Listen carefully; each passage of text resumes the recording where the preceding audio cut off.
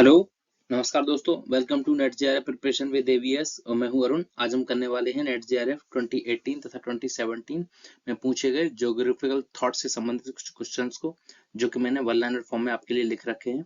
ये question net JRF के साथ साथ यूपी पीजीटी, असिस्टेंट प्रोफेसर जैसी सभी परीक्षाओं के लिए इक्वली इंपॉर्टेंट है। तो मैं आपको सजेस्ट करूंगा कि आप वीडियो को चाहे तो 2 बार देखें और चाहे तो आप इसकी पीडीएफ को टेलीग्राम चैनल से डाउनलोड कर लें और फिर आपको उसको बार बार पढ़ सकते हैं। तो चलिए मैं आपको पढ़ाता हूँ, आगे इस क्वेश्चन कराता हूँ। प्रवाल विधि से संबंधित निम्नजन का सिद्धांत। तो जब भी पूछा जाए निम्नजन का सिद्धांत किसने दिया था, डार्विन ने दिया था। संबंधित किससे था, प्रवाल विधि से संबंधित था। ओके।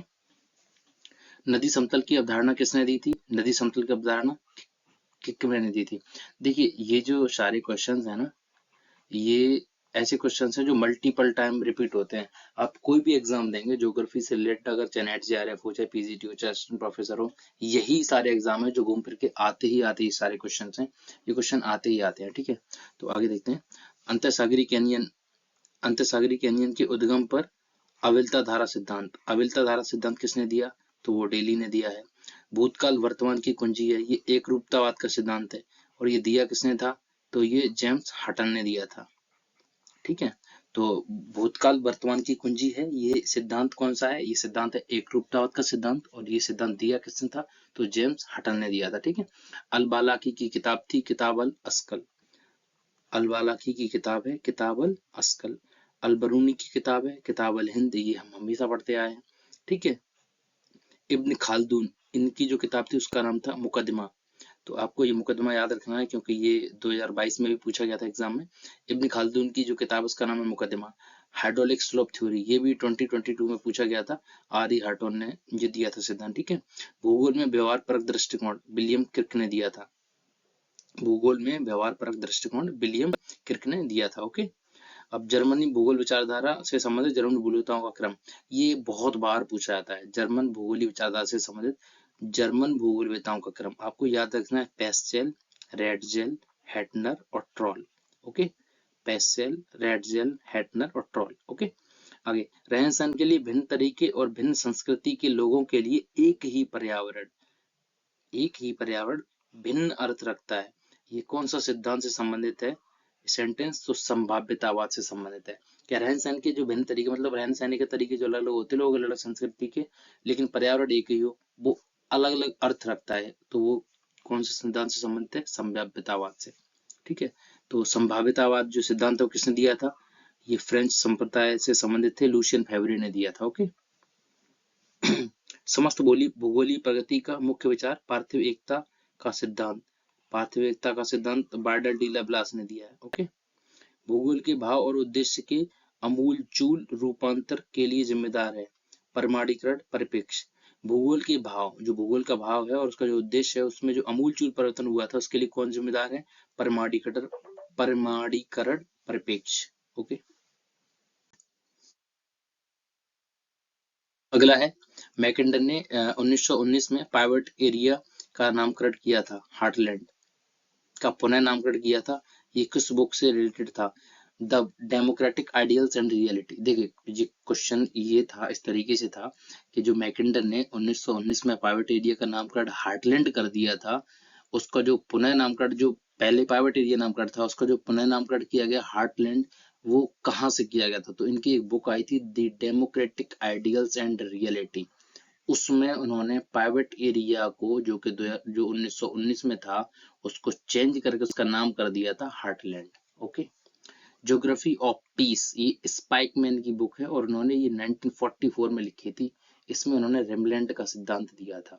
ओके, तो आपसे पूछा जाएगा ज्योग्राफी ऑफ पीस किसकी बुक है, तो वो स्पाइकमैन की बुक है और इसमें रेमलैंड का सिद्धांत दिया था इन्होंने। ओके। राजनीति भूगोल में विदेश नीति के साथ संबंध को प्रतिष्ठित किया था कार्ल हासोफर ने। राजनीति भूगोल में विदेश नीति के साथ संबंध, भूगोल में विदेश नीति के साथ संबंध को कितने प्रतिष्ठित किया, तो कार्ल हासोफर ने किया। Okay, human universals, Donald D Brown की जो है कृति है। The social conquest of the earth, Edward O Wilson की है ये। The social conquest of the earth, Edward O Wilson. Not by gene alone, Peter J Richardson की है। को इवोल्यूशन, डब्ल्यू एच डरहम की है। ओके, को एवोल्यूशन, WH डरहम। पूरा नाम है co evolution, genes, culture and human diversity. Okay, तो को एवोल्यूशन जो शॉर्ट में जो बुक को पूछा जाता है वो WH डरहम की है, पर आपको पूरा नाम पूछा जाता है तो वो होगा co evolution, genes, culture and human diversity. अब जनवरी 2017 के क्वेश्चंस देख लेते हैं। भौम जलस्तर का सिद्धांत स्विनरटन ने दिया है। स्थैतिक जल क्षेत्र सिद्धांत ये गार्डनर ने दिया है। आक्रमण सिद्धांत मेरिट ने दिया है। पेडमोंट निर्माण के पार्श्व समतल सिद्धांत के प्रस्तावित किसने किया था? G.K. गिलबर्ट ने किया था। पहली बार 1934 में पादपों में जीवन रूप की अवधारणा का जो प्रतिपादन था वो क्रिस्टोन रोनिकिये ने किया था। पादपों में पहली बार जीवन की अवधारणा का जो प्रस्ताव था या फिर जो जिसको प्रस्तावित किया वो किसने किया था? तो आप उसको बोलेंगे क्रिस्टोन रोनिकिये ने। भूगोल जीव वितरणी विज्ञान के रूप में जाना जाता है, ये किसने कहा था? हैटनर ने। ला ज्योग्राफी ह्यूमन, जीन ब्रून्स ने इसका सिद्धांत दिया था। हैंगरस्टैंड का सिद्धांत geographical dimensions of innovations. Geographical dimensions of innovations ये किसने दिया है? तो ये हैंगरस्टैंड ने दिया है, और हैंगरस्टैंड ने टाइम स्पेस की अवधारणा को भी दिया है। Okay, human response to flood ये G.K. गिलबर्ट का है, गिलबर्ट व्हाइट का है। ह्यूमन रिस्पॉन्स टू फ्लड ये किसकी कृति है? गिलबर्ट व्हाइट की है। मेथड्स ऑफ रीजनल एनालिसिस ये वाल्टर इसार्ड का है। थ्योरेटिकल ज्योग्राफी ये विलियम बुंज का है या विलियम बुंगे का है। ओके, जर्मनी का भूगोल संबंधी ज्ञान को प्रथम बढ़ावा देने वाला विद्वान कौन था? जर्मनी में भूगोल संबंधी जो ज्ञान था उसको बढ़ावा देने वाला प्रथम विद्वान अगर पूछा है कौन था तो वो कार्ल रिटर था। Location analysis in human geography Peter हैकेट, इन्होंने लोकेशन एनालिसिस की अवधारणा दी थी। Location analysis in human geography किसने दी थी? ये पीटर हैकेट ने दी थी। ओके, नेमोथेटिक उपागम नियम निर्माण अध्ययन से संबंधित है, या फिर ऐसे ही पढ़े कि नेमोथेटिक उपागम विधि निर्माण से संबंधित है या फिर नियम निर्माण से संबंधित है। लेखक जिसने समष्टि भूगोल के क्षेत्र के सृजन के लिए सामाजिक भौतिकी के सिद्धांत का विकास किया था, स्टीवर्ट और वॉन्ट्स ने। सांस्कृतिक भूगोल को जो मानवीय संस्कृतियों पर बल देता है और जिसे सामान्य रूप से मानव भूगोल के समतुल्य माना जाता है के रूप में परिभाषित किया था डडले स्टम्प ने। कहाँ के थे? ये ब्रिटेन के थे। ओके, जी ग्रोथमैन ने विश्व नगरी या फिर मेगापोलिस की जो सिटी की अवधारणा दी थी वो जी ग्रोथमैन ने दी थी। मार्क जेफरसन ने प्रमुख नगर की स्थापना की थी, मतलब इनका सिद्धांत था प्राइमेट सिटी। प्राइमेट सिटी किसका था? मार्क जेफरसन का था। जिन ग्रोथमैन ने विश्व नगरी मतलब मेगापोलिस की स्थापना की थी। ई बर्गीस ने संकेंद्रीय क्षेत्र सिद्धांत, ठीक है, और सी हैरिस और उलमैन ने बहुकेंद्रीय सिद्धांत मतलब मल्टी न्यूक्लियाई सिद्धांत किसने दिया था? हैरिस और उलमैन ने दिया था। दी आइसोलेटेड स्टेट्स 1826 में आई थी ये। Central places in southern Germany ये 1966 में। द इकोनॉमिक ऑफ लोकेशन ये सिद्धांत 1954 में आया था। Theory of location of industries ये 1919 में आया था। स्थानिक संगठन और राष्ट्रीय विकास में संबंध ये फ्रेडमैन ने बोला था कि स्थानिक संगठन और राष्ट्रीय विकास में संबंध होता है, या फिर ये इसकी अवधारणा थी वो किसने दी थी? तो हम याद रखेंगे जॉन फ्रेडमैन ने दी थी। Growth pole and growth centre for regional economics development in India ये किसकी बुक है? तो मिश्रा राव और वसुंधरम की है। भूगोल को परिमाणात्मक क्रांति की अवधि के दौरान भविष्यवाणी पद्धति की खोज के रूप में परिभाषित किया था डब्ल्यू बुंगे ने। भूगोल को परिमाणात्मक क्रांति अवधि के दौरान भविष्यवाणी पद्धति की खोज के रूप में किसने परिभाषित किया? तो डब्ल्यू बुंगे ने किया है। Explanation in geography David Harvey की है। ओके, एक्सप्लेनेशन इन ज्योग्राफी ये कहती किसकी है? डेविड हार्वे की है। ह्यूमन इकोलॉजी एच बैरोज ने। Human ecology H Barrows. Probabilism OH K Spate मतलब संभाव्यतावाद OH के स्पिट ने इस सिद्धांत का प्रतिपादन किया है। सिस्टमैटिक ज्योग्राफी हमबोल्ट ने इसकी शुरुआत करी है। मॉडर्न ज्योग्राफी के फादर रिटर को भी बोला जाता है और हमबोल्ट को भी बोला जाता है। ओके, अंडर रूट के अंदर सिग्मा ED² अपॉन N फसल संयोजन विधि है जो किसने दी है, जेसीबी ने दी। आपको ये फॉर्मूला याद रखना होगा, अंडर रूट के अंदर sigma D square upon N, ये फसल संयोजन का फॉर्मूला है और दिया किसने, जेसी बीवर ने दिया है। हार्टलैंड थ्योरी ये मैकेंडन ने दी है। ये सारे के सारे क्वेश्चन वो है जो बार बार घूम फिर के रिपीट होके आते रहते हैं एग्जाम में, बदल के। क्षेत्रीय आयोजन उपर शहरी क्षेत्र में गतिविधियों के क्रम में सामाजिक उद्देश्यों को तैयार और वर्गीकृत करने की प्रक्रिया जॉन फ्राइडमैन ने दी है, ठीक है।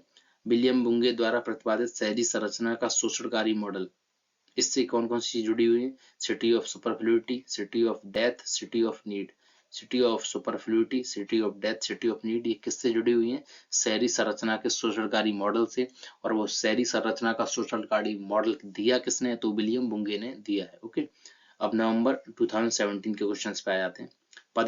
पदस्थली या फिर पैडी प्लेन, ये किसने दिया है, एलसी किंग ने दिया है।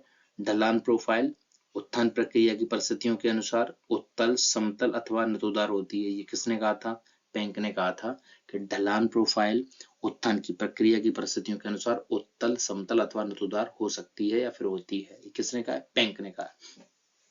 ये धारणा के वर्तमान प्रक्रिया समस्त भूवैज्ञानिक काल के दौरान क्रियाशील रहती हैं या संकेत करती हैं। तो ये सिद्धांत कौन सा सिद्धांत है, एक रूपतावाद का सिद्धांत, जिसके अनुसार क्या है कि जो वर्तमान जो प्रक्रिया हो रही है वो समस्त भौगोलिक कार्यक्रम के भौगोलिक काल क्रम के दौरान भी क्रियाशील रही थी, जो अभी हो रहा है वो पहले भी हुआ था। तो ये किसने दिया था, देखो आगे यहाँ पे हटन ने एक रूपतावाद का सिद्धांत दिया था। जेफरे ने ऊष्मा संकुचन थ्योरी, ठीक है। Thermal contraction theory, thermal contraction theory किसने दी है, जेफरे ने दी है। जे.एस. स्टीयर्स ने दी है अनस्टेबल अर्थ। एस.डब्ल्यू. वोल्डरीज ने दी है spirit and purpose of geography. Walter Penck ने दी है morphological analysis of landforms. Thornbury ने दी है प्रिंसिपल ऑफ जियोमॉर्फोलॉजी। ओके, देखिए आप अगर कोई 1 घंटे का वीडियो देखेंगे तो आपको उसमें सारा कुछ मिल जाएगा, पर क्या है ना कि मैं वो 1 घंटे का अलग से कुछ बना के लेके आऊँ और जिसमें कंटेंट बस इतना सा ही, पर मैं 1 घंटे को वीडियो को चलाऊं, मतलब एक क्वेश्चन को एक स्लाइड पे लिखूं, फिर उसको आगे स्लाइड को मूव करूं, फिर दूसरी स्लाइड, तो इस तरीके से बहुत ज्यादा टाइम जाएगा। एग्जाम का टाइम है तो आप इसको फटाफट से याद कर लीजिए। आप 2-3 बार इस वीडियो को देख लें, तो या तो आप चाहे तो इसकी पीडीएफ डाउनलोड कर लें और आप उसको देख लें, और आपको मैं 100% श्योर हूँ कि आपको ये ज्योग्राफी से रिलेटेड क्वेश्चन जो क्वेश्चंस हैं वो आपको किसी न किसी एग्जाम में जरूर देखने को मिलेंगे। किसी न किसी का मतलब आप कोई भी एग्जाम देंगे ज्योग्राफी का तो ऐसा नहीं हो सकता कि ये क्वेश्चंस आपसे वहाँ पे ना मिले, 1-2 क्वेश्चन आपको हमेशा हर एग्जाम में कॉमन मिलेंगे।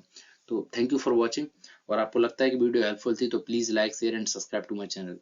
थैंक यू, तब तक पढ़ते रहें और आगे बढ़ते रहें।